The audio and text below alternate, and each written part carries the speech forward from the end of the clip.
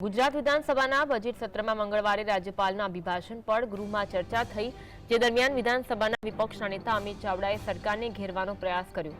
તેઓએ આક્ષેપ લગાવતા કહ્યું કે ગુજરાતમાં માફિયાઓ બેફામ બન્યા, પ્રજા ચારે તરફ છેતરાઈ રહી છે, પરંતુ ગૃહમાં પ્રવચનમાં ક્યાંક પ્રજાની વાત થતી નથી। અમિત ચાવડાએ વિવિધ નકલી કાંડ, પેપર કાંડ, ખ્યાતિ હોસ્પિટલ કાંડ જેવા ચારે તરફ કાંડ છે તેવો આક્ષેપ કરતા કહ્યું, પોલીસનો કોઈ પણ અંકુશ નથી રહ્યો, સરકારી તંત્ર મુખ પ્રેક્ષક બન્યું છે, પણ આ બધી વાતનો પ્રવચનમાં કોઈ ઉલ્લેખ નથી, તેનું દુઃખ છે।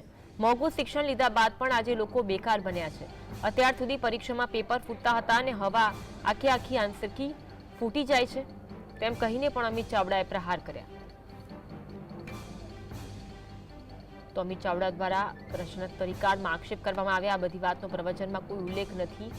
ખ્યાતિકાંડનો પણ ઉલ્લેખ કરવામાં આવ્યો હતો, વારંવાર પેપર ફૂટી રહ્યા છે તે વાતનો પણ ઉલ્લેખ કરવામાં આવ્યો। પરીક્ષામાં પહેલા પેપર ફૂટતા હતા, હવે આખી આન્સર કી ફૂટે છે તેવું પણ અમિત ચાવડાએ કર્યું।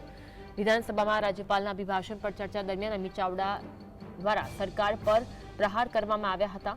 અમિત ચાવડાએ કહ્યું કે ગુજરાતમાં માફિયા જાણે કે બેફામ બની રહ્યા છે, પોલીસનો કોઈ પણ અંકુશ ન હોય તેવું ચિત્ર જોવા મળી રહ્યું છે, પ્રજા ચારે તરફ છેતરાઈ રહી છે।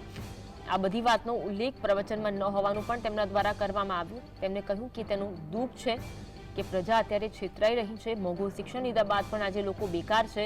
અત્યાર સુધી પરીક્ષામાં આખું પેપર ફૂટતું હતું, હવે તો આન્સર કી ફૂટી જાય છે, તેમ કહીને અમિત ચાવડાએ સરકાર પર પ્રહાર કર્યા।